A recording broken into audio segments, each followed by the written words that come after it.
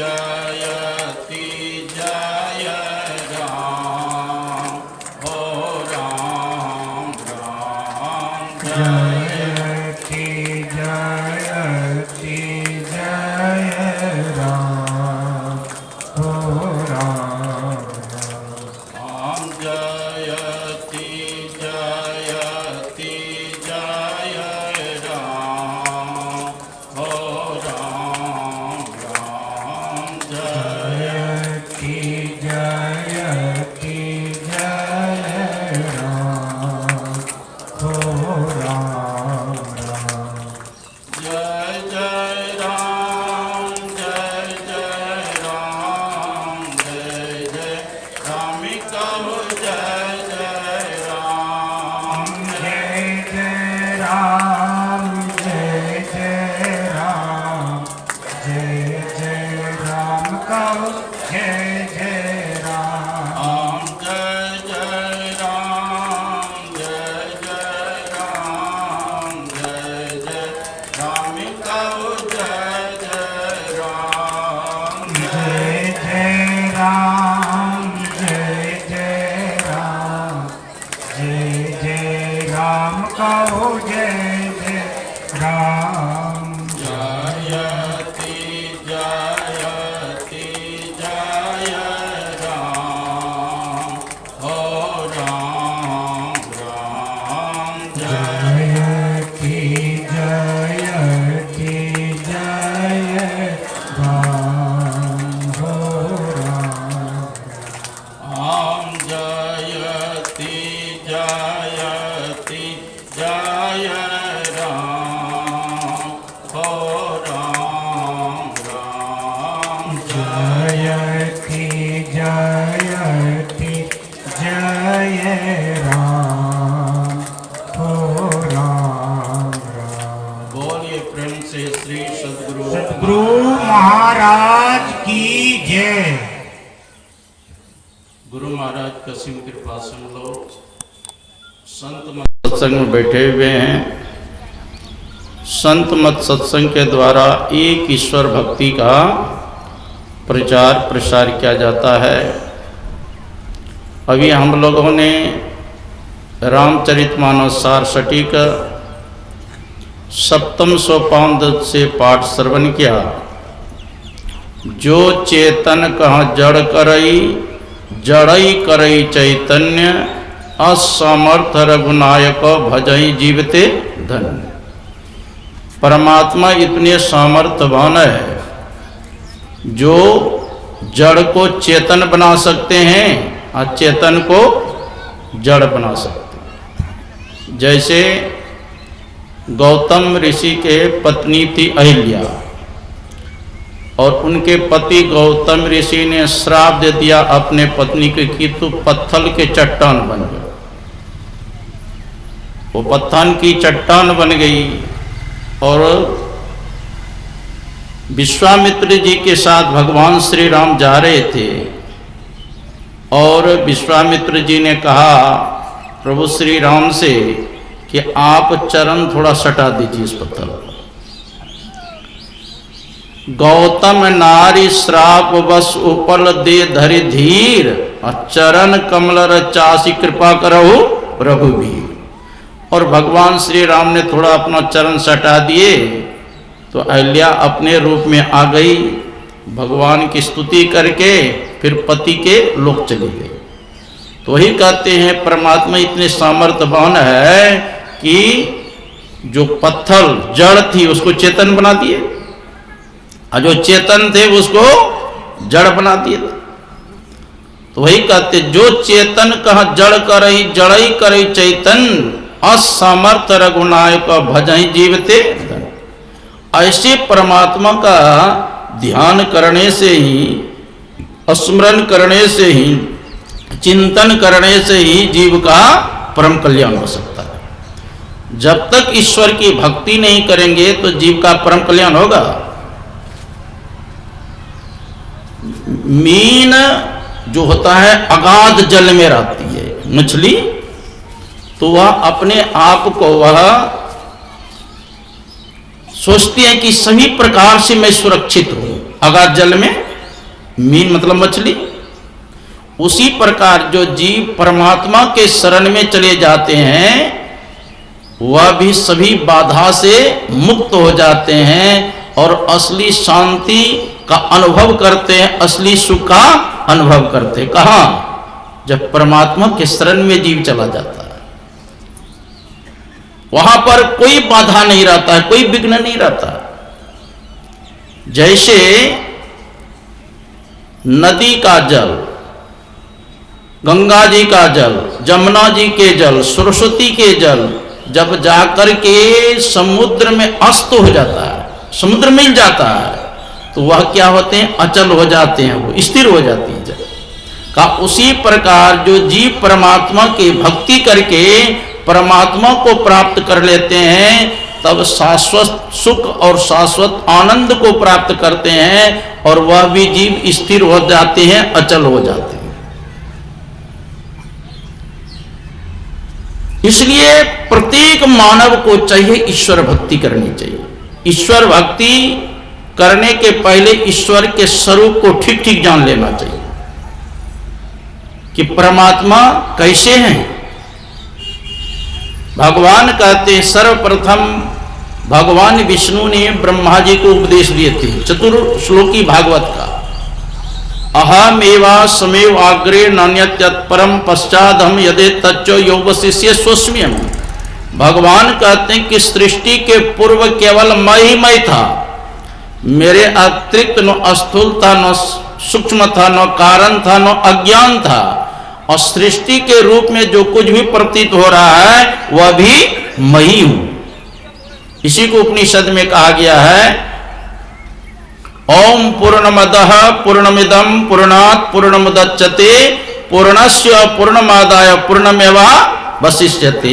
वो परमात्मा पूर्ण है, पूर्ण में से जो यह सृष्टि निकली है अभी पूर्ण है, अब पूर्ण में से पूरा निकाल देने पर शेष बचता हुआ भी पूर्ण ही है।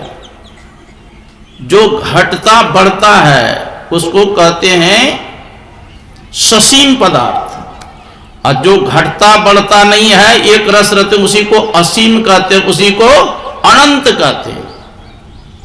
वह परमात्मा ज्ञान स्वरूप है, वो परमात्मा ही, उसी को योगी लोग परमात्मा कहते हैं और उसी को भक्त लोग भगवान कहते हैं। कोई भगवान राम कहते हैं, कोई भगवान कृष्ण कहते हैं, कोई शंकर कहते हैं। उसी परमात्मा को कोई पुरुष भी कहते हैं, उसी को जीव भी कहते हैं, उसी को इंद्रियां भी कहते हैं। मतलब सभी रूपों में वह परमात्मा ही है। ज्ञानाधिकरणम, वह परमात्मा एक रस, उसको जानो। एक राजा शिकार खेलने गए जंगल, एक मुनि बालक को देखा। उस मुनि बालक को देखकर राजा मुग्ध हो गए और राजा कहते हैं मुनि बालक से कि मेरे साथ चलोगे? कहाँ? कहा मेरे राज्य में, मेरे घर पर। कहा ले जाकर क्या करोगे? कहा जैसे बढ़िया बढ़िया मैं खाता हूं तुमको भी बढ़िया बढ़िया खिलाऊंगा, जैसे बढ़िया बढ़िया मैं वस्त्र पहनता हूं तुमको भी बढ़िया बढ़िया वस्त्र पहनाऊंगा, और जैसे मेरे सोने के बाद पहरेदार मेरा पहरा करता तुम्हारा भी होगा। ऋषि बालक कहते नहीं, मेरे शर्त को मंजूर करो तब मैं जा सकता हूं। कहा तुम्हारा शर्त क्या है? कहा मेरा शर्त यही है कि हमको बढ़िया बढ़िया चकाचक भोजन कराओ, लेकिन तुम मत भोजन करो। हमको बढ़िया बढ़िया वस्त्र पहनाओ और तुम वस्त्र मत पहनो। और जब मैं सो जाऊं और तुम जग करके मेरा पहरा करो, मंजूर है? कहा नहीं, हमको ये मंजूर नहीं है। हाँ, जैसा मैं खाऊंगा वैसा तुमको खिलाऊंगा, जैसा मैं वस्त्र पहनूंगा तुमको वस्त्र पहनाऊंगा, जैसे मेरे सोने के बाद पहरेदार मेरा पहरा करता है तुम्हारा भी होगा। मुनि बालक कहते हमारा परमात्मा मालिक कैसा है पता है? हमको स्वयं भोजन वो कराते हैं, भोजन नहीं करते। वह हमको वस्त्र पहनाते हैं, वो वस्त्र नहीं पहनते हैं, और जब मैं सो जाता हूं तब वह जगकर मेरा पहरा करते हैं। ऐसे परमात्मा को छोड़कर मैं तुम्हारे साथ नहीं जा सकता। हे राजन, तुम हमको क्या सुख सुविधा दोगे? तुम तो स्वयं भूख प्यास के अधीन हो, इंद्रियों के गुलाम हो। तो राजा सोचा, रे ये बालक जो है बड़ा ज्ञानी बालक है। राजा मुनि बालक जान करके प्रणाम करके चले गए अपने घर। और समाजी लोग भजन गाते हैं, अजब हैरान हो भगवन तुझे कैसे रिझाऊं मैं, करूं किस तौर आवाहन की तुम मौजूद हो हर जहां, लगाना भोग का तुमको यह भी अपमान करना है, जो सब जगह को खिलाते हैं उसे कैसे खिलाऊं। न सीना है न बाएं है, तू निर्लेप हो नारायण, कहां चंदन लगाऊं मैं। तू ही व्यापक है फूलों में, तू ही व्यापक है मंदिरों में, भला भगवान को भगवान पर कहां चढ़ाओ। सबको खिलाने पिलाने वाले परमात्मा है, सबका आधार वह परम पिता परमात्मा है, सबको नियंत्रण में रखने वाले वो परमात्मा है, सबका नियंता, सबको उत्पन्न करने वाले भी परमात्मा है। उस परमात्मा को जानो। जब वाल्मीकि मुनि के आश्रम पर भगवान श्री राम गए और वाल्मीकि जी महाराज से भगवान श्री राम कहते हैं कि पिता के आदेश से मैं 14 वर्ष तक जंगल में रहना चाहता हूं, तो कोई ऐसा जगह बताइए जहां एकांत में रहकर मैं कुछ समय व्यतीत कर सकूं, वह स्थान हमको बतलाइए। तो वाल्मीकि जी महाराज से पूछ रहे हैं कि हमको कहीं स्थान बताइए। तो वाल्मीकि जी महाराज भगवान का रूप का वर्णन नहीं करते, उनका स्वरूप का वर्णन करना शुरू कर दिए। राम स्वरूप तुम्हार वचन अगोचर बुद्धि पर। हे राम, आपका स्वरूप कैसा है? वचन अगोचर बुद्धि पर। आप वचन में नहीं आते हैं, कहने में आप मन से मनन नहीं किए जाते हैं, और इन नेत्रों से भी आप परे हैं। राम स्वरूप तुम्हार वचन अगोचर बुद्धि पर। अविगत मतलब आप सर्वव्यापक है। अविगत मतलब क्या होता है? आप सर्वव्यापक। अविगत अकथ, आप कहने में नहीं आते हैं। अविगत अकथ अपार नेति नेति नित निगम कहा, नौइति नौइति कह करके वेद वर्णन करते हैं। जग पेखन तुम देखन हारे, अब विधि हरि शंभु नचार बनहारे। कहते हैं संसार क्या है?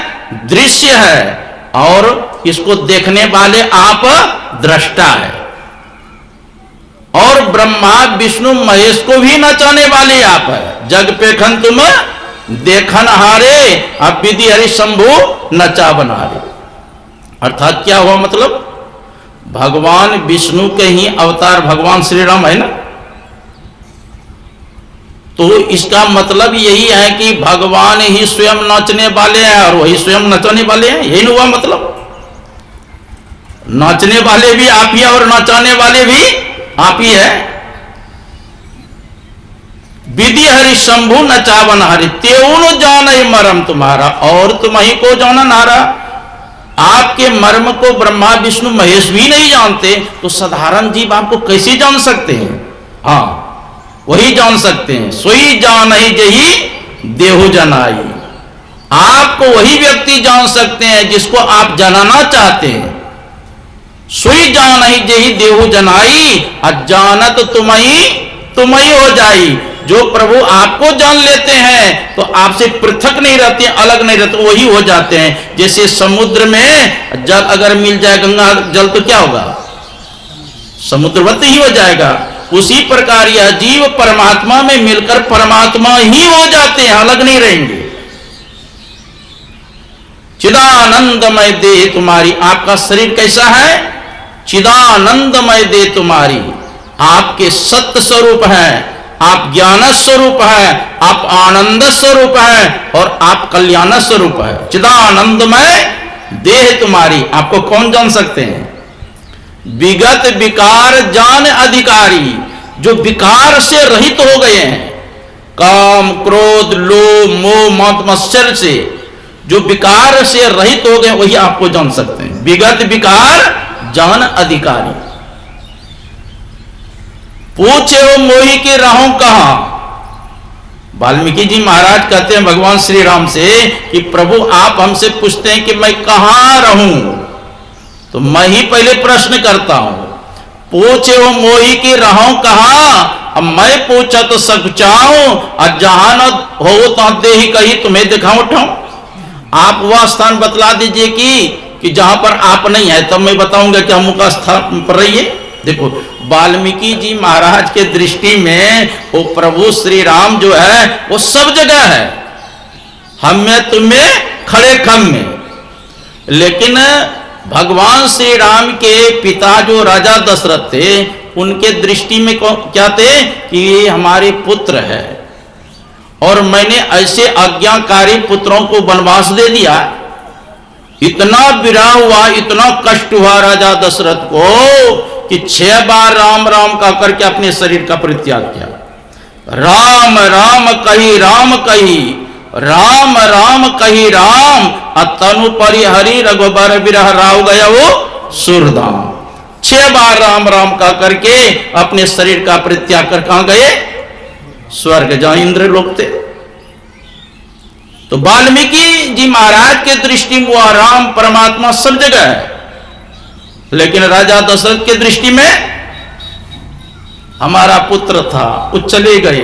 हाँ, जो जिनको आत्मज्ञान हो जाता है उस सब जगह ब्रह्म को देखते हैं। एक महात्मा जी कुत्ता के ऊपर बैठ गए, अब कुत्ता को भी रोटी खिलाता था, अपना भी खाता था। इस दृश्य को देख करके विद्यार्थी लोग हंसने लगे। तो महात्मा जी क्या कहते हैं, विष्णु प्रस्थितो विष्णु, विष्णु खादति विष्णवे, कथम हससी रे विष्णु, सर्वम विष्णु मयम जगत। विष्णु के ऊपर विष्णु बैठा है, मतलब कुत्ता भी विष्णु है, और उसके ऊपर बैठने वाले महात्मा वो भी विष्णु है, और स्वयं विष्णु रोटी खा रहा है, और स्वयं विष्णु को रोटी खिला रहा है। कथम हससी रे विष्णु, अरे तुम लोग क्यों हंसते, तुम लोग भी तो विष्णु स्वरूप हो। कथम हससी रे विष्णु, सर्वम विष्णु मयम जगति, सारा संसार विष्णुमय में। हरि व्यापक सर्वत्र समाना, अप्रेम ते प्रगट होई मैं जाना। देश काल दिशि विदिशु माही, कहा उसु कहा जहां प्रभु नहीं। ऐसा कौन देश है, कौन दिशा है जहां परमात्मा नहीं है। पलटूदास जी महाराज ने कहा, पूरब में राम है, पश्चिम में खुदा है, उत्तर और दक्षिण कहो कौन रहता। साहब कहाँ है कहाँ फिर नहीं है, हिंदू और तुर्क तूफान करता, हिंदू और तुर्क मिली पड़े हैं खैच में, अपनी वर्ग 2 दिन कहता, दास पलटू कहे, साहब सब में रही जुदा न तनिक में सच कहता हूं। परमात्मा सब जगह है, तो सब जगह परमात्मा है, लेकिन दिखाई क्यों नहीं देता है। दिखाई इसलिए नहीं देते हैं कि देखने के कला हम लोग नहीं जानते हैं, देखने का कला नहीं जानते हैं। अगर देखने के कला जान जाए तो परमात्मा तो जर्रे जर्रे में आपके नजदीक में है। जिस मंत्र के हम आप जप करते हैं वह इष्ट उस मंत्र में ही व्यापक है, कहीं बाहर से आएंगे। मोह को कहा ढूंढे बंदे, मैं तो तेरे पास में, अब खोजी वही तुरंत मिल जाए पल भर के तलाश। तो अभी पाठ में हम लोगों ने क्या सुना, राम भगति चिंतामणि सुंदर, अब बसई गरुड़ जाके उर अंतर। कहते राम भगति चिंतामणि सुंदर क्या है, राम भक्ति रूपी क्या है, वो एक चिंतामणि है। देखो बाहर के अगर मणि रहेगा ना, बाहर के मणि, तो आपको कष्ट भी हो सकता है, लेकिन राम भक्ति रूपी चिंतामणि आपके हृदय में वास करे तो वहां कोई कष्ट नहीं होता। एक भगवान सूर्य के उपासक थे द्वारकापुरी में, जिसका नाम था सत्राजित।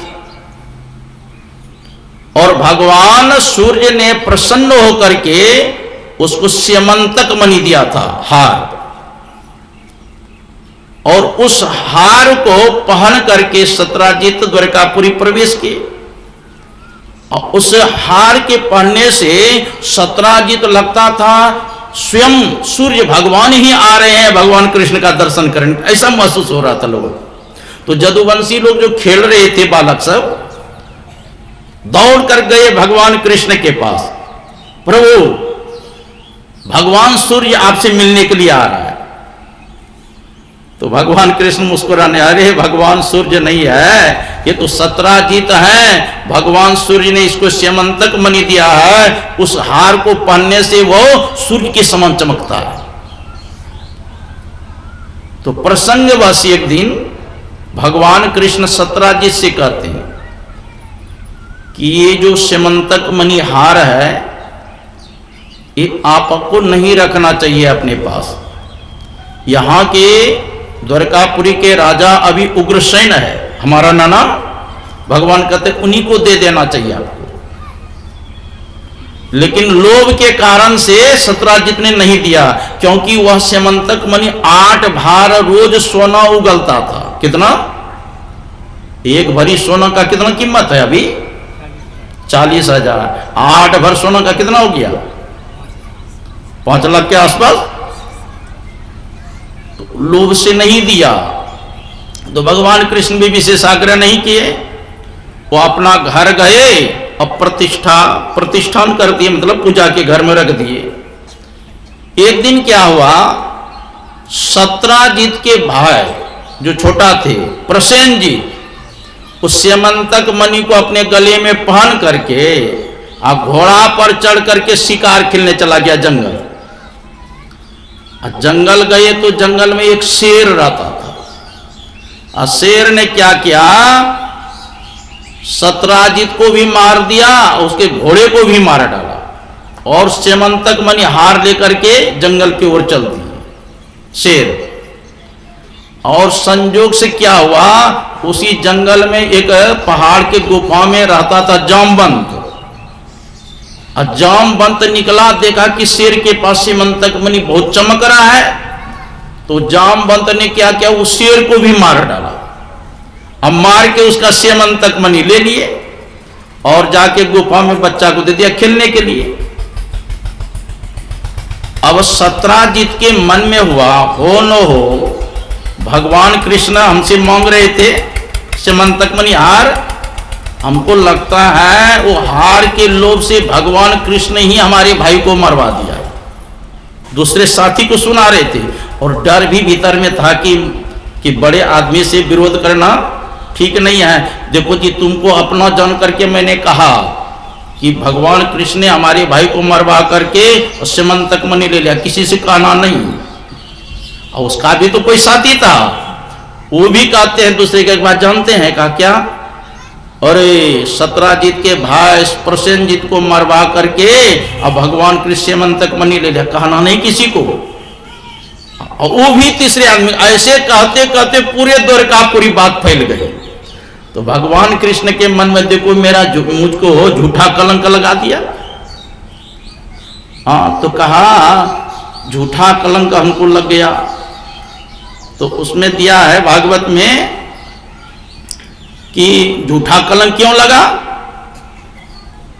तो कहा लगता है गाय के खुर जो होता है ना, और उससे जो गड्ढा बन जाता है, उसके जल में मैं भादों के द्वितीया के चंद्रमा का दर्शन मैंने कर लिया, इसीलिए लगता है झूठा कलंक। क्योंकि गणेश जी एक बार, उसका सवारी क्या है गणेश जी का, चूहा, और चूहा पर चढ़ करके जा रहे थे और चूहा का पैर फिसल गया और गणेश जी भी गिर गए। तो ऊपर में चंद्रमा ने देखा ना गिरता हुआ, तो वो हंसने लगे। तो गणेश जी ने कहा अगर कोई विपत्ति में पड़ जाए, कोई गिर जाए, हंसना नहीं चाहिए, हाँ, उसको और आश्वासन देना चाहिए। अब तो इस दृश्य को देख करके हंसे हो, इसलिए मैं श्राप देता हूं कि द्वितीया के चंद्रमा भादों के दिन जो देखेगा उसको झूठा कलंक लगेगा।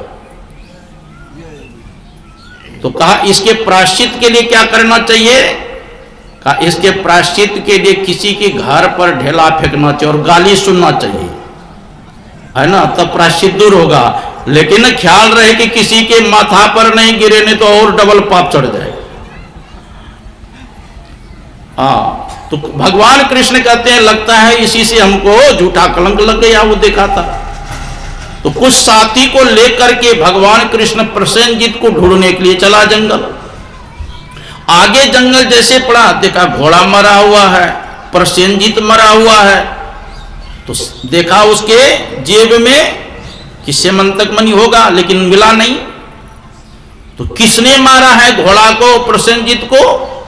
तो पैर के चिन्ह से देख करके पता चला कोई शेर मारा है। तो शेर के पैर को देखते हुए भगवान कृष्ण आगे गए। कुछ दूर गए तो देखा शेर भी मरा हुआ है, सेमंतक मणि वहां भी नहीं है। तो इस शेर को किसने मारा? तो पैर के चिन्ह को देख करके पता चला कि कोई ऋक्ष ने मारा है, जिसको ऋक्ष भालू कहते हैं। उसके पद चिन्ह देखते हुए भगवान कृष्ण गुफा की तरफ गए। अब गुफा की तरफ जैसे गए घुसे तो देखा कि एक बच्चे के हाथ में वो मणि है। उस मणि को लेने के लिए भगवान कृष्ण खड़े हो गए। और अपरिचित व्यक्ति जो देखा गुफा के अंदर आ गए हैं, और जो दासी खिला रही थी बालक को, वह चिल्ला उठी। और उसके चिल्लाहट की आवाज को सुन करके भगवान कृष्ण गुफा के अंदर से क्या कहते हैं जामवंत निकला। तो देखते ही अरे ये दिव्य पुरुष कौन है, और उससे परिचय कुछ नहीं पूछा, और जामवंत सीधा युद्ध करने लग गई भगवान कृष्ण से। और 1-2 दिन नहीं, लगातार 27 दिन और 27 रात अनवरत रूप से युद्ध चलते रहा। पहले तो अस्त्र शस्त्र से, गाछ वृक्ष से, और फिर मुष्टिका के प्रहार से मल्ल युद्ध होने लगे। जब भगवान कृष्ण के मुष्टिका के प्रहार से जामवंत का जब नस नस ढीला होने लगा, तब जामवंत ने सोचा अरे हमसे बलवान ये व्यक्ति कौन है, इस प्रकार युद्ध करता है। तो चरणों पर गिर गए, प्रभु आप लगते हैं आप वही हमारे प्रभु है, भगवान श्री राम, जिनके दृष्टि मात्र से समुद्र का जल खोलने लगता था। जब क्रोध किए, प्रभु मैं तो आपसे ही, हम स्वामी से ही युद्ध करने लगे, मेरे अपराध को क्षमा कीजिए। भगवान कृष्ण कहा देखो, राम और रावण का जब युद्ध हो रहा था, उस समय तुम्हारा युद्ध से मन नहीं भरा था, इसलिए तुम्हारे मन को, मतलब तुम्हारे मन में युद्ध करने का जो हौसला था, इसलिए तुम्हारे मनोकामना पूरा करने के लिए मैं आया हूं। इसलिए और भगवान कृष्ण ने उसके शरीर पर हाथ फेर दिए, उसका सारा पीड़ा समाप्त हो गया। तो कहा प्रभु ये गुफा में आने का कैसी कृपा किए? कहा देखो मुझके मेरे ऊपर झूठा कलंक लग गया।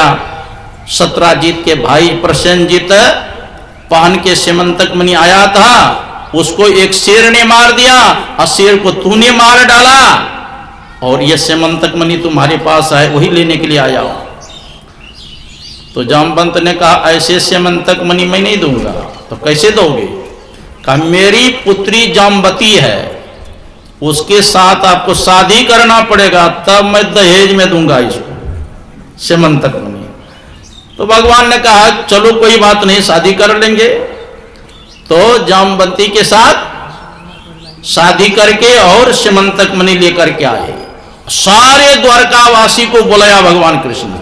कहा देखो सत्राजीत ने हमको झूठा कलंक लगाया है, पूछो जामवती को कैसे प्राप्त हुआ है। प्रसेनजीत के भाई सेमंतक मणि पहन के गया था, एक शेर ने मारा, और शेर को जामवंती के पिता जामवंत ने मारा, हमको दहेज रूप में ही प्राप्त हुआ है। तो कहा सत्राजीत को लोभी तो था ही, ले लिया सेमंतक मणि, लेकिन भीतरे भीतरे डर होने लगा उसको कि बलवान भगवान कृष्ण से मैं झगड़ा मोल ले लिया, तो मेरा अपराध कैसे मार्जन होगा, क्योंकि झूठा कलंक लग गया मैंने। तब सोचते सोचते सत्राजित की पुत्री थी एक सत्यभामा, बड़ी सुंदरी थी। बड़े राजा महाराजा भी लोग चाहते थे कि हमारे साथ शादी हो। तो मन में सोच करके अपने पुत्री के साथ, भगवान कृष्ण के साथ ही अपनी पुत्री सत्यभामा का शादी करा दिया और कहा ये सेमंतक मणि आप रख लीजिए। भगवान कृष्ण का सेमंतक मणि तुम ही रखो, क्योंकि तुम भगवान सूर्य के भक्त हो, और इससे जो 8 भर सोना जो निकलता है ना, वह हमको दे दिया कीजिएगा, क्योंकि तुमको तो पुत्र है नहीं। मतलब क्या हुआ, गाय को आप पोसिए, दूध हमको देते जाइएगा, है ना। तो उसी के पास छोड़ दिए। एक दिन क्या हुआ, भगवान कृष्ण बलराम जी के साथ चले गए हस्तिनापुर, जहां पांडव लोग रहते थे। अभी इंद्रप्रस्थ कहते हैं, जिसको दिल्ली कहते हैं ना, इंद्रप्रस्थ, और वहीं चले गए। और इधर क्या हुआ, अक्रूर, सुधन्वा और कृतवर्मा तीनों ने सलाह किया, कहा देखो सत्राजित ने अपने पुत्री को हम लोगों को देने के लिए बात कहा था, लेकिन भगवान कृष्ण के साथ शादी कर दिया, इसलिए सत्राजित को मार डाला। और सत्राजित सोया हुआ था, सुधन्वा बड़ा पापी था, दुष्ट स्वभाव का, और सोए हुए में जाकर के उसको तलवार से गला काट दिया। किनका? सत्राजित का। सत्यभामा बहुत विलाप करने लगी और पिता के शरीर को तेल में रख करके गए भगवान कृष्ण के पास, कहा इंद्रप्रस्थ, और सारी घटना दुखड़ा सुनाई। तो भगवान कृष्ण नरलीला तो करते ही थे कि अरे हम लोगों के ऊपर बहुत बड़ी विपत्ति आ गई। सत्यभामा को रथ पर बैठा के बलराम जी के साथ आए द्वारकापुरी। और जब सुधन्वा को पता चला तो अक्रूर के पास वह सेमंतक मणि रख करके घोड़ा पर चढ़ करके भागा। अब भगवान कृष्ण पीछा किया और सुदर्शन चक्र से उसका गला काट के समाप्त कर दिया सुधन्वा। अब देखो, बाहरी सेमंतक मणि रहने के कारण कितनी की बद हो गया, हत्या हुआ। एक तो प्रसेनजीत मारा, घोड़ा मारा, सत्राजित की मृत्यु हुई, सुधन्वा की भी मृत्यु हुई। एक के कारण कितनी की हत्या हो गई? हाँ, 4 की हत्या होगी। तो बाहरी संपत्ति रहने से, सेमंतक मणि रहने से, या नीलमणि रहने से, या पारस मणि रहने से आपकी घटना हो सकती है, मृत्यु हो सकती है। लेकिन राम भक्ति रूपी चिंतामणि जिसके हृदय में वास करती है, वो कहीं कोई घटना नहीं हो सकती। राम भगति चिंतामणि सुंदर, बसई गरुड़ जाके उर अंतर, परम प्रकाश रूप दिन राति नहीं कछु चाहिए व्याकृत बात। कहते राम भक्ति रूपी चिंतामणि जिसके हृदय में वास करती है, वहां रात दिन प्रकाश ही प्रकाश होता है। वहां न दिया की आवश्यकता है और न मोमबत्ती की आवश्यकता है। हाँ, वहां नहीं है। एक ब्राह्मण देव ऐसे घर में आंख बंद करके ध्यान करते थे। अब पड़ोसी के ब्राह्मण ब्राह्मणी ब्राह्मण देवता के पत्नी के पास आकर के कहने लगे कि देखो तू तो ब्राह्मणी है, लेकिन तुम्हारे शादी जो हुआ ना ये शूद्र है। क्योंकि ब्राह्मण का कर्तव्य होता है कि संध्या बंदन करना, ध्यान करना, लेकिन तुम्हारे पति जो आंख बंद करके बैठे रहते हैं, न संध्या करते हैं, न गायत्री मंत्र का जप करते हैं, न उपासना करते हैं। समझाती क्यों नहीं है? तो ब्राह्मणी एक दिन अपने पति देव के पैर पकड़ के रोने लगी कि पति देव आप आंख बंद करके क्या करते हैं? पड़ोस के ब्राह्मण कहते हैं कि आप तो ब्राह्मणी है, लेकिन तुम्हारे पति शूद्र है, क्योंकि संध्या बंधन नहीं करते हैं, त्रैकाल संध्या, न गायत्री का मंत्र का जप करते हैं, न समय का स्नान करते हैं। तो ब्राह्मण देव आत्मज्ञानी थे। वो कहते हैं देवी मैं आंख बंद करके क्या करता हूं न तो तुमको पता है न पड़ोस के ब्राह्मण ब्राह्मणी को पता है। देखो, किसी के घर में मृत्यु हो जाती है तो संध्या करते हैं?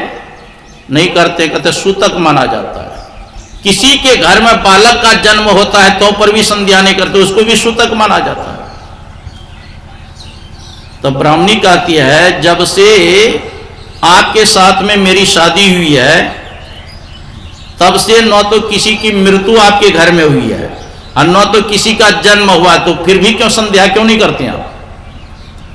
कहते देवी तुमको नहीं पता है, मैं बताता हूं, सुनो।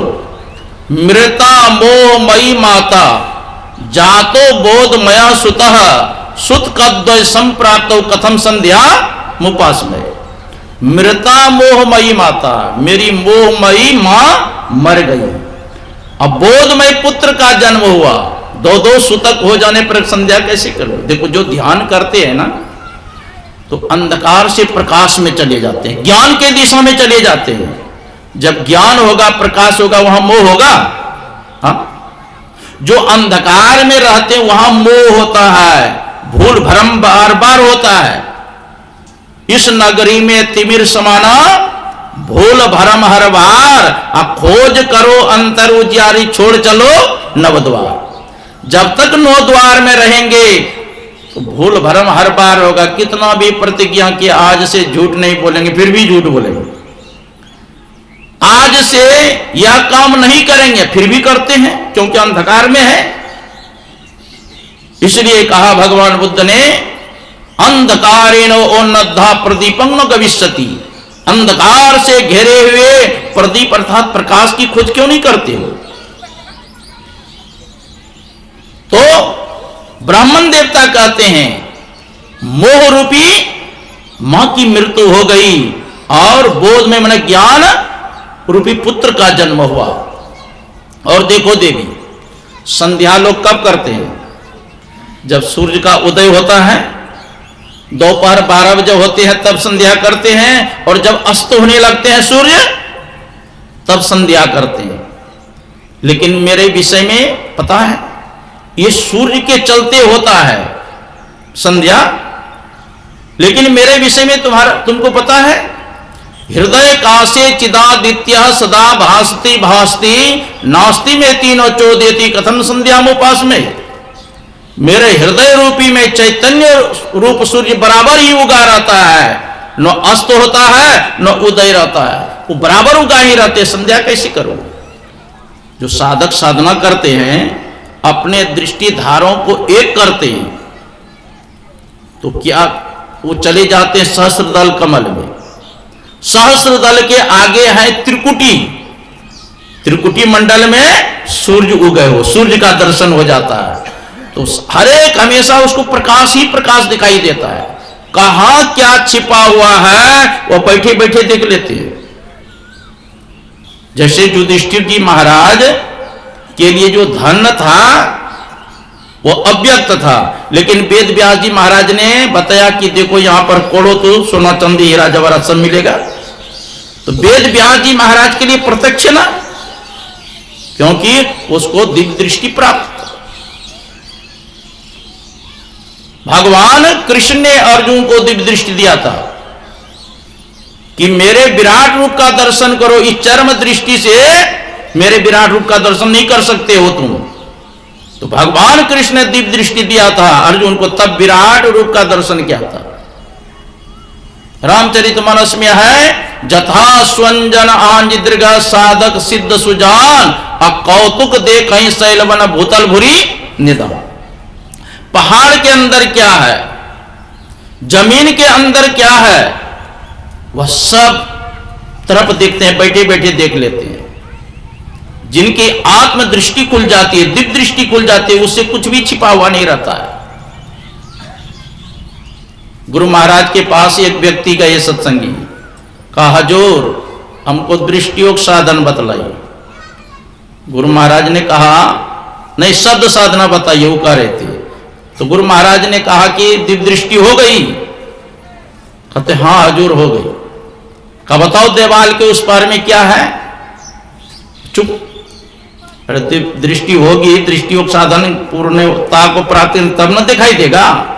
गुरु महाराज कहते हैं देखो गौशाला में काली गाय अपने बछड़े को दूध पिला रही है, और जाके देखते हैं गौशाला में सचमुच में काली गाय अपने बछड़े को दूध पिला रही है। गुरु महाराज कमरे में कैसे जान गए? तो जिनको दिव्य दृष्टि प्राप्त हो जाती है, कहां क्या होता है सब देख लेता है। परम प्रकाश रूप दिन राती नहीं कछु चाहिए दिया गृहती। परम प्रकाश रात दिन प्रकाश होता है, वहां न तो दिया की आवश्यकता है, न बत्ती की आवश्यकता है, न घी की आवश्यकता है। राम भगति चिंतामणि सुंदर जिसके हृदय में बैठते हैं। परम प्रकाश रूप दिन राती नहीं कछु चाहिए दिया गृहती। मोह दरिद्र निकट नहीं आवा, लोभ बात नहीं ताही बुझावा। मोह रूपी दरिद्रता उसके निकट नहीं आता है, और लोभ रूपी हवा उस प्रकाश को नहीं बुझा सकती। और लोभ समाप्त होता है मनुष्य का। हाँ, जाओ 10 20 50 भय 60 होई 1000 तो लाख मांगेगी, और कोटि अरब असंख्य धरापति होने की चाह जगेगी। पृथ्वी पताल और राज करो तृष्णा अधिका आग लगेगी, और सुंदर एक संतोष बिना सट तेरी तो भूख कभी न बुझे। गुरु महाराज के प्रवचन में है, एक राजा बड़ा लोभी था। देखो सब तो टैक्स देता है हमको, कर देता है, लेकिन बगल में ये समुद्र है, ये तो कभी टैक्स देता ही नहीं कर। लाखों एकड़ है छिका हुआ।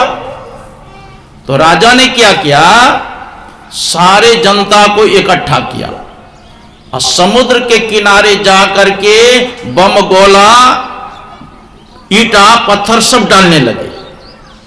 और समुद्र में तो बहुत मछली है, मगर है, बहुत पुरानी है, उसमें सब व्याकुल हो गए। तो समुद्र मनुष्य रूप में आई। कहा राजन क्या बात है, मेरे अंदर में रहने वाले मगरमच्छ मछली को क्यों मार रहे हो? कहा देखो राजन बात यह है, तुम हमारे राज्य में रहते हो, लेकिन कभी भी टैक्स कर तूने नहीं दिया। वही टैक्स कर वसूलने के लिए मैं आया हूं। तो तुमको संपत्ति चाहिए?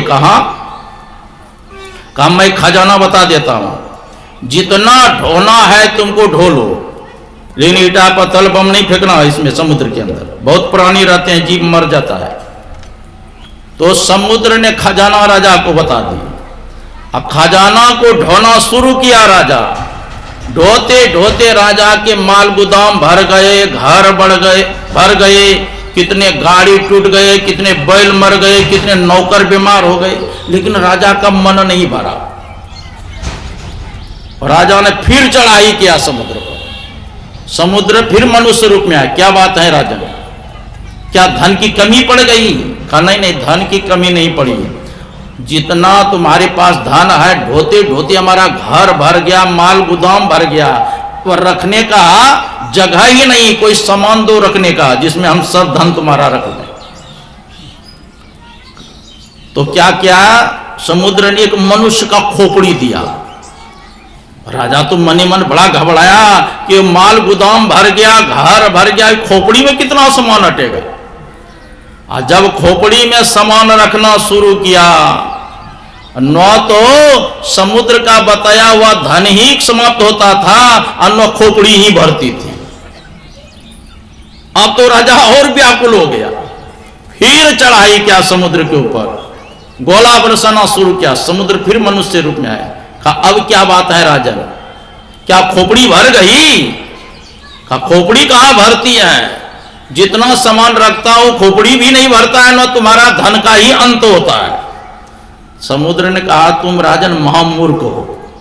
अरे कहीं मनुष्य की खोपड़ी भरती है, इसमें संतोष रूपी थोड़ा सा राख डालो। ऐसा कर थोड़ा सा मट्टी डाल दिए समुद्र ने, और खोपड़ी भर गई।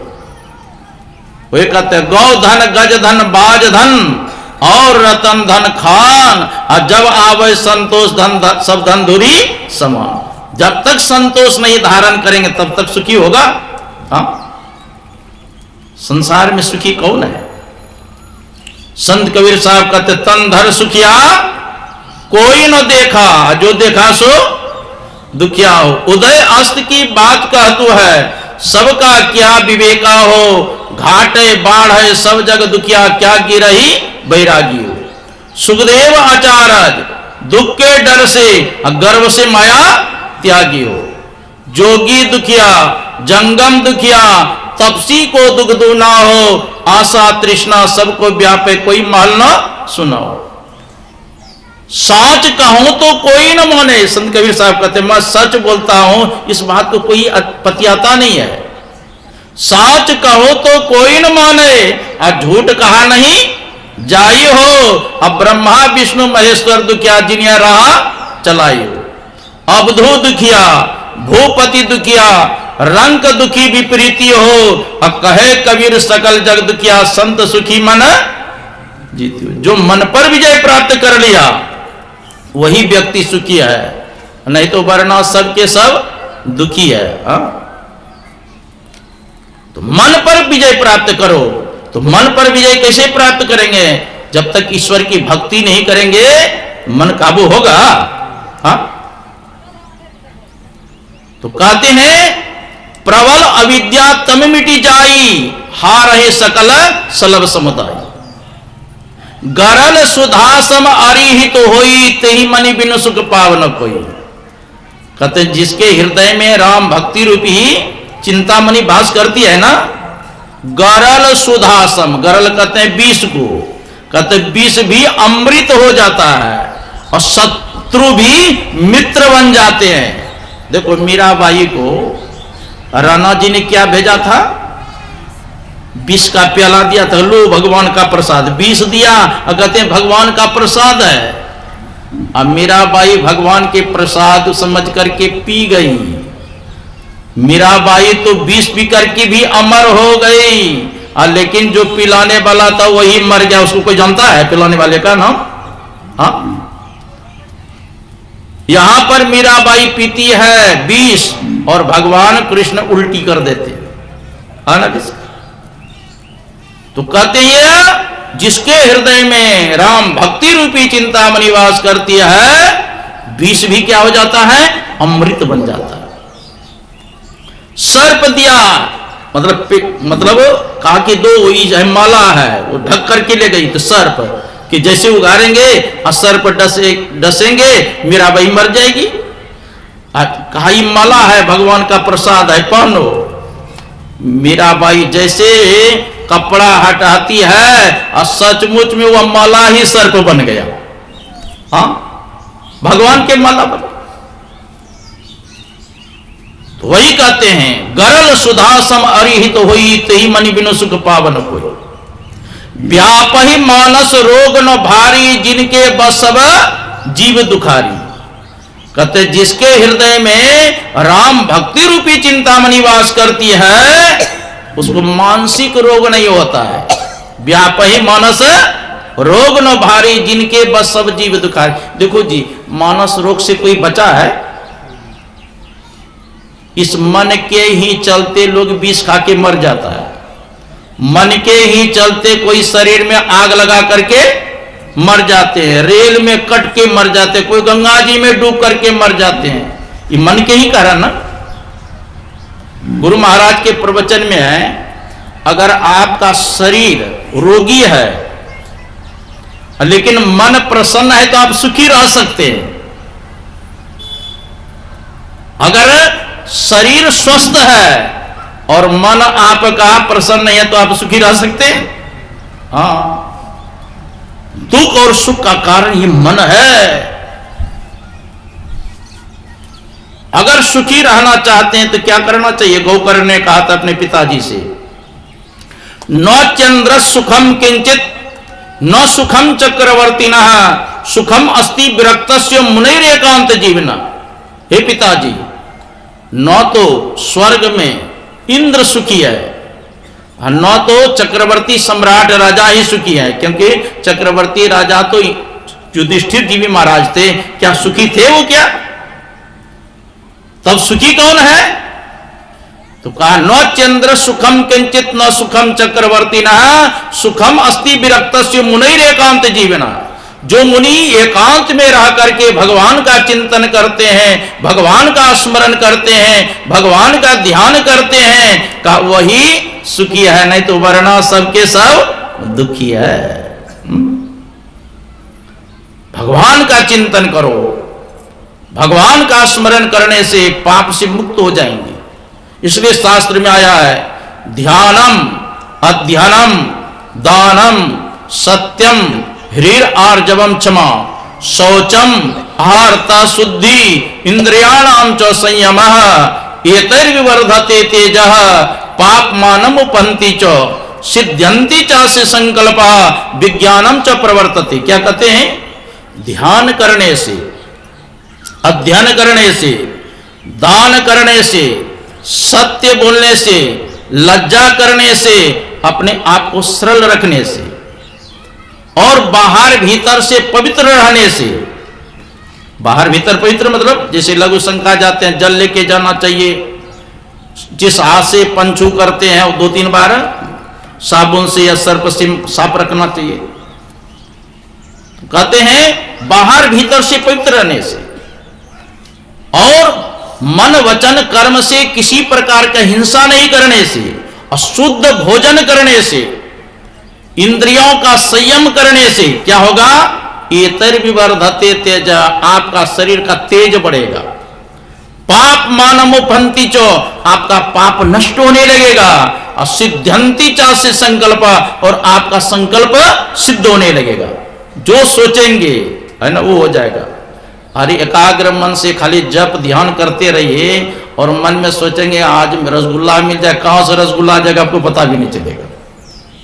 एकाग्र मन से खाली जप ध्यान तो करो, आपका संकल्प सिद्ध होने लगेगा। जो कहेंगे वो हो जाएगा। हाँ?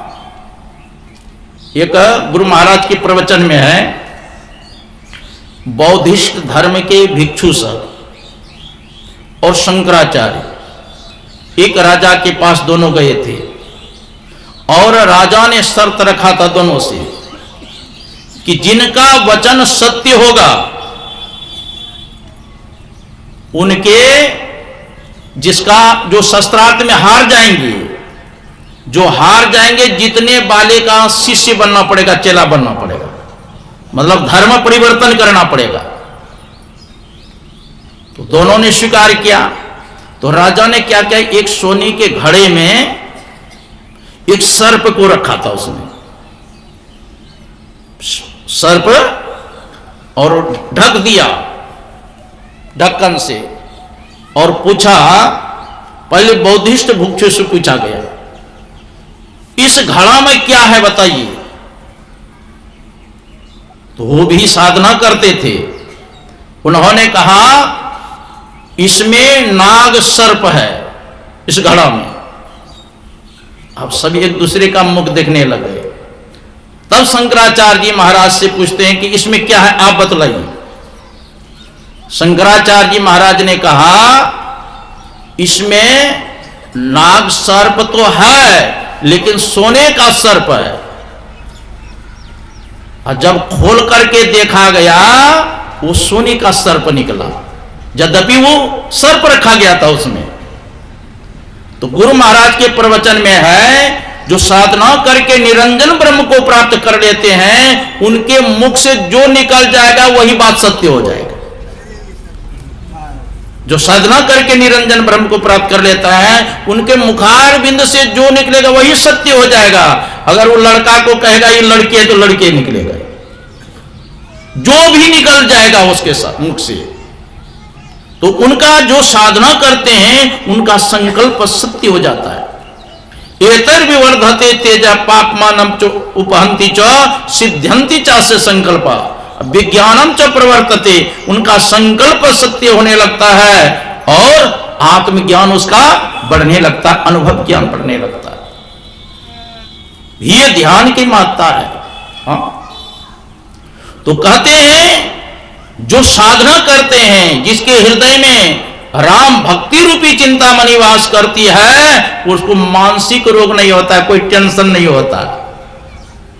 राम भगति मणि उर्वश जाके और दुख लवलेश न सपने होता की। का जागृत में कौन कहे ऐसे भक्त को स्वप्न में भी दुख नहीं होगा। हाँ, उसको स्वप्न में भी दुख नहीं होगा। चतुर शिरोमणि तेहि जग माही, जे मणि लागी सो जतन कराई। असली चतुर कौन है? आजकल गांव घर में चतुर उसको कहते जो ठगता है ना, ओ ये बड़ा चतुर है ना। लेकिन कहा वो चतुर नहीं, असली चतुर कौन है? जो राम भक्ति रूपी चिंतामणि प्राप्त करने के लिए प्रयत्न करता है, साधना करता है। चतुर शिरोमणि तेहि जग माही, जे मणि लागी सो जतन कराए, वही असली चतुर है। सो मणि यद्यपि प्रगट जग आहाई, राम कृपा बिनो नहीं को लाई। कहते हैं वो राम भक्ति रूपी चिंतामणि यद्यपि संसार में प्रगट है, लेकिन अभागा मनुष्य उसको प्रयत्न नहीं करता है, प्राप्त करने के लिए परिश्रम नहीं करता। सो मणि यद्यपि प्रगट जगह आई, राम कृपा बिनु नहीं को लाई। जब तक राम की कृपा न हो, ईश्वर की कृपा न हो, परमात्मा की कृपा न हो, तब तक उस राम भक्ति रूपी चिंतामणि को जीव नहीं प्राप्त कर सकता। सुगम उपाय पाइबे केरे, न रहत भाग्य दे ही भट बेरे। कहते राम भक्ति रूपी चिंतामणि प्राप्त करने का सुगम उपाय है, सरल तरीका है, लेकिन अभागा मनुष्य उसको धक्का देकर के साइड कर देता है, उसको प्राप्त करने का प्रयत्न नहीं करता है। पावन पर्वत वेद पुराना, राम कथा रुचिरा करना। देखो वेद पुराण को ही पवित्र पर्वत कहा गया, पावन पर्वत वेद पुराण। राम कथा रुचिरा करना, राम की जो कथा है वही अनेक प्रकार के क्या है, मणि है, रत्न है। हम लोग तो सोना चांदी नहीं रत्न कहते हैं, कहते वो असली रत्न नहीं है। हाँ? असली रत्न क्या है? पावन पर्वत वेद पुनः राम कथा रुचिरा करना। जो हम लोग कथा सुन रहे हैं, सत्संग सुन रहे हैं, असली रत्न यही है। हाँ?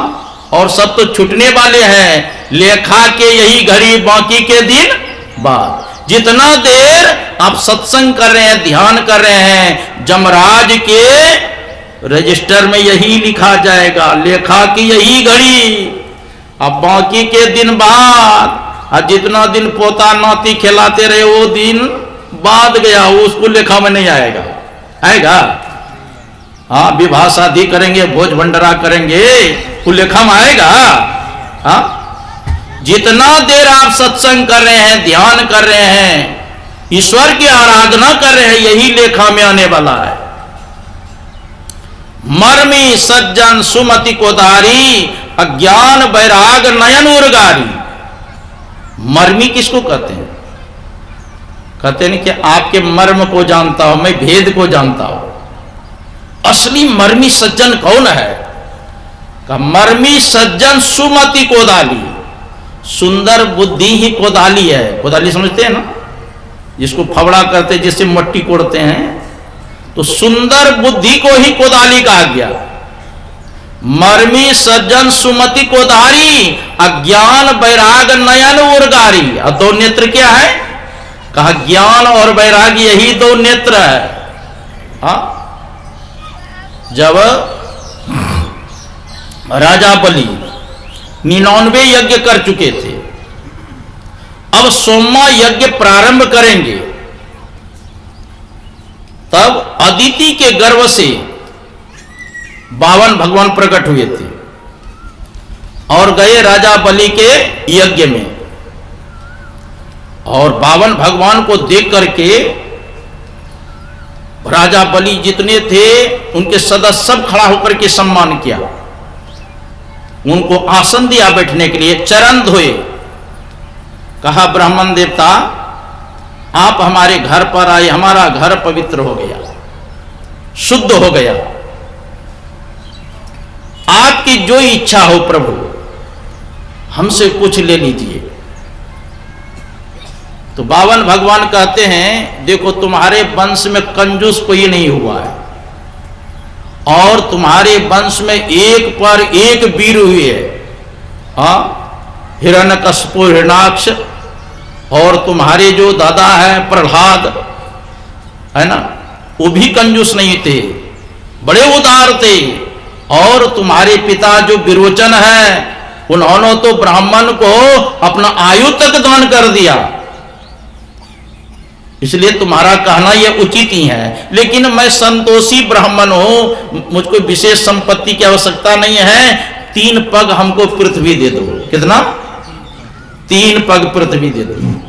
तो राजा बलि हंसने लग गए, बात तो करते हो आप बूढ़े के जैसे, आखिर तो बालक ही है ना, तुमको क्या है आगे पीछे का चिंता। अरे हमको कोई प्रसन्न कर ले, अब 3 चरण पृथ्वी मांगे, तो चाहो तो एक राज्य ले लो हमसे, सोना चांदी हीरा जवाहरात जो चाहिए सो ले लो, अपने अनुरूप पत्नी चाहिए तो वो भी दूंगा मैं, अब 3 पग मांग रहे हो। तो बावन भगवान कहते हैं देखो जी,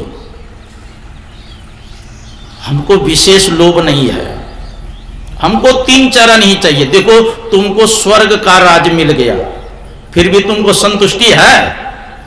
हाँ, निर्धन कहे धनवान सुखी, धनवान कहे सुख राजा को भारी, और राजा कहे चक्रवर्ती सुखी, चक्रवर्ती कहे सुख इंद्र को भारी, इंद्र कहे चतुरानन सुखी, चतुरानन कहे सुख विष्णु को भारी, और तुलसीदास बिचारी कहे संतोष बिना सब जीव दुखारी। हम संतोषी क्या ब्राह्मण है, हमको भजन करने के लिए 3 पग ही पृथ्वी चाहिए।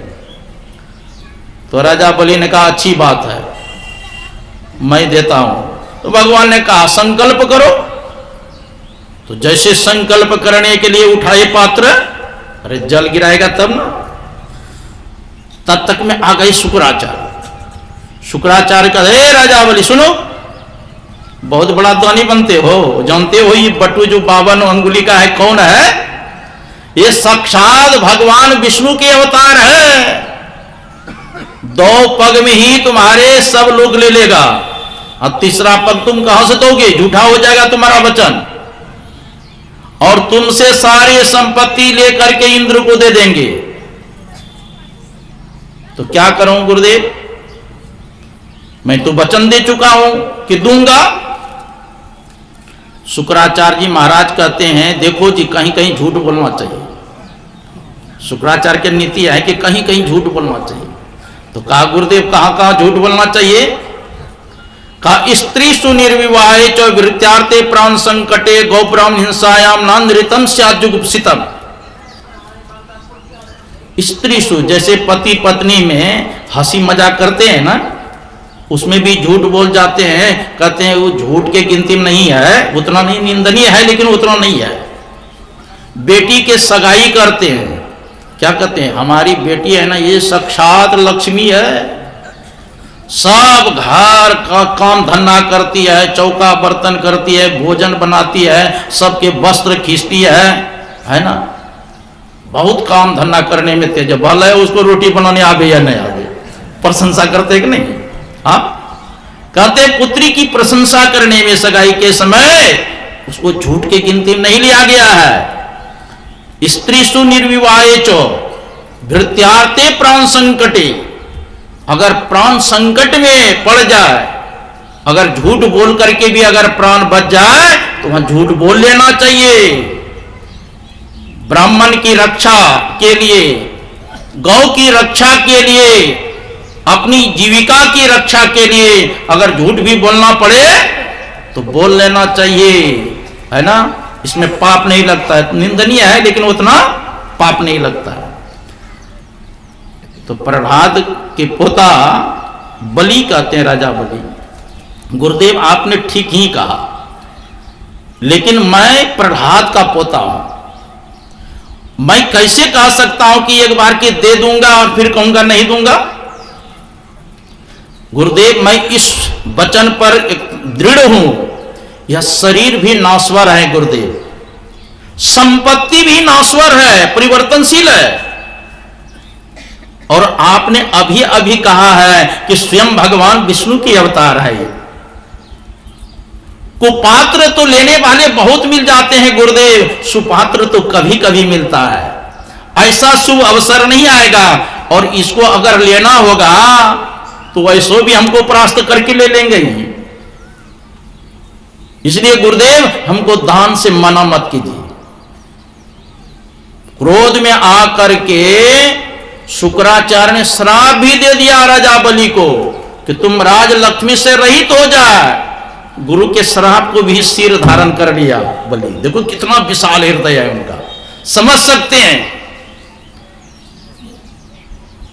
अंतिम भगवान ने कहा देना है तो संकल्प करो, नहीं तो नहीं कह दो। कहा नहीं भगवान मैं तुरंत संकल्प करता हूं। पात्र उठाया संकल्प करने के लिए, लेकिन गुरु तो गुरु ही है, सोचता है चेला का धन किसी तरह सुरक्षित रह जाए। गुरु जी टोटी में ही घुस गए शुक्राचार्य। अब वो पानी गिरता ही नहीं था, नो पानी गिरेगा नो संकल्प होगा। अब भगवान तो सब लीला करने माहिर थे ना। भगवान बावन कहते हैं राजा बलि देखो ऐसे पानी नहीं गिरेगा, एक टप सीकी लाओ तो, खर जिसको बोलते हैं ना, कूस दिया, और भगवान ने आगे पीछे जैसे किया कि शुक्राचार्य जी महाराज के बाएं आंख फूट गया। शुक्राचार्य धड़पड़ा के निकला, देखो देखो देखो तुम्हारे कारण देखो मेरा आंख फूट गया। बायां आंख क्यों फूटा, दायां आंख क्यों नहीं फूटा? क्योंकि दायां नेत्र ज्ञान का नेत्र है। ज्ञान के दृष्टि से शुक्राचार्य समझ गए कि साक्षात भगवान विष्णु है, लेकिन वैराग्य के दृष्टि ठीक नहीं थे। चेला राम दान करना चाहते हैं, गुरु रोक रहा है शुभ कर्म करने से, इसलिए बायां आंख फोड़ दिया। उसी प्रकार कहीं भी दान पुण्य करे ना, रोकना नहीं तो आंख फूटेगा बायां।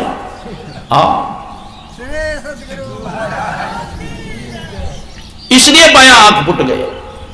और भगवान श्री राम जब थे जंगल में, और इंद्र का बेटा जयंत कौवा का भेष धारण करके सीता जी के चरणों में चोच मारे थे ना, वहां पर भी भगवान श्री राम ने एक सीकी लेकर के ब्रह्मास्त्र छोड़ा, तीनों लोक में भ्रमण किया, किसी ने रक्षा नहीं किया। जयंत का पिता के पास गए, इंद्र के पास, वो भी नहीं रक्षा किया। अंत में नारद जी को दया आई, कहा जाओ भगवान श्री राम की शरण में, तभी तुम्हारा उद्धार हो सकता है। वहां पर भी वो जयंत आए हैं भगवान श्री राम के पास में, त्राहिमाम करके चरणों पर गिर गए। तो भगवान ने उनका दाएं आंख फोड़ करके छोड़ दिया उसको। कहा क्योंकि वैराग्य हुआ तो वहां स्वर्ग से तो आ गए, लेकिन ज्ञान के नेत्र अच्छा नहीं था, ठीक नहीं था, इसीलिए भगवान ने ऑपरेशन कर दिया। इसलिए दोनों नेत्र ठीक चाहिए। मर्मी सज्जन सुमति कोदारी, अज्ञान वैराग नयन उर्गारी। सुंदर बुद्धि ही कोदाली है और ज्ञान वैराग नेत्र है। और जब दोनों नेत्र दुरुस्त रहेगा और सुंदर बुद्धि रूपी कोदाली आपके पास है, तब भाव सहित खोजै जो प्राणी, अपाव भगति मनी सब सुख खानी। सभी सुखों की खानी राम भक्ति रूपी चिंतामणि प्राप्त होगा। दोनों नेत्र चाहिए। मोरे मन प्रभु अस विश्वासा, राम ते अधिक राम कर दासा। कहते मेरे मन में अंदेशा है कि राम से भी बढ़कर के उनका दास होते हैं। देखो भगवान श्री राम के मंदिर कितना है, बहुत कम होगा, लेकिन हनुमान जी के मंदिर आपको चौराहा चौराहा में मिल जाएगा, मिलता है ना। कहते राम से भी बढ़कर के उनका दास है। मोरे मन प्रभु अस विश्वासा, राम ते अधिक राम कर दास। राम सिंधु घन सज्जन धीरा, अचंदन तरुहरि संत समीरा। राम जी क्या है? का वो समुद्र है। राम सिंधु घन सज्जन धीरा, और संत क्या है? वो बादल के समान है। भगवान श्री राम चंदन वृक्ष है, और संत क्या है? वो पवन है। अरे सुगंधित तो हवा के ही द्वारा ना बिखरता है। उसी प्रकार परमात्मा का जो ज्ञान है, वेद का जो ज्ञान है, वो बड़ा गंभीर ज्ञान है, लेकिन संत महात्मा उसको सरल तरीका से समझाते हैं कि सबके समझ में आ जाए। पंजाब में पंजाबी भाषा में, गुजरात में गुजराती भाषा में, बिहार में बिहारी भाषा में, बंगाल में बंगाली भाषा में समझाते हैं। अस विचारी जो कर सत्संगा राम भगति ते ही सुलभ्यंगा। ऐसा विचार करके जो सत्संग करते हैं, कहते हैं राम भक्ति उसको सुलभ से प्राप्त हो जाता है। ब्रह्म पयो निधि मंत्र ज्ञान संत सुर आय, कथा सुधामति काढ़े भक्ति मधुरता जाए। ब्रह्म पयो निधि, देखो ब्रह्म को ही क्या माना, क्षीर समुद्र। ब्रह्म पयो निधि मंत्र ज्ञान, अज्ञान को ही मंद्राचल पहाड़ मत। ब्रह्म पयोनिधि मंत्र ज्ञान सुन आय, कथा सुधामति काढ़। और संत रूपी देवता ब्रह्म रूपी समुद्र का मंथन किया सुविचार रूपी मंत्राचल पहाड़ के द्वारा, और उसमें सार क्या निकला, तो सत्संग रूपी कथा ही सार निकला। ब्रह्म पयोनिधि मंत्र ज्ञान संसुर आय, कथा सुधामति काढ़े भक्ति मधुरता जाए। और भक्ति ही वो मधुर है। विरति चरम असी ज्ञान मद लोभ मोह रूपी मार, और जय पई सो हरि भक्ति देखो खगेश विचार। वैराग्य ही क्या है, वो तलवार है, ढाल। विरति चर्म, चर्म तो कितने ढाल को, वैराग्य क्या है, ढाल है। विरति चर्म असी ज्ञान मदो लोभ मोह रिपु मार। लोभ मोह क्या है, वो रिपु मतलब शत्रु है। ब्रह्म पयो क्या कहते हैं, विरति चर्म असी ज्ञान मदो लोभ मोह रूपी मार, और जय पयो सो हरि भक्ति देखो खगेश विचार। हरि भक्ति, तो ब्रह्म के यहां गुरु महाराज अर्थ दिए हैं। ब्रह्म का अर्थ होता है त्रिकुटी, और वहां पर साधक मंथन करते हैं त्रिकुटी मंडल में जाकर। तो त्रिकुटी मंडल में मंथन किया कैसे, जैसे अज्ञा चक्र आंख बंद करते हैं, दोनों दृष्टि धारों को एक करते हैं अज्ञा चक्र में, यहीं से साधक सहस्त्र दल कमल में प्रवेश करते हैं, और सहस्त्र दल के बाद त्रिकुटी में प्रवेश करते हैं, और वहां त्रिकुटी का मंथन करते हैं साधना के द्वारा। तो सार क्या निकलता है, तो सार शब्द बताया। जब साधक सार शब्द को पकड़ लेगा, वही सार शब्द परमात्मा तक पहुंचाएगा। आ रही धुर से सदा तेरे बुलाने के लिए, परमात्मा के तरफ से आदि शब्द आ रहा है, साधक अपने अंदर में पकड़ता है। अनहद शब्द हमारे अंदर हो रहा है। अनहद शब्द में एक शब्द सार शब्द है, जिसको ओम स्फोट उद्गित प्रणव कहते हैं।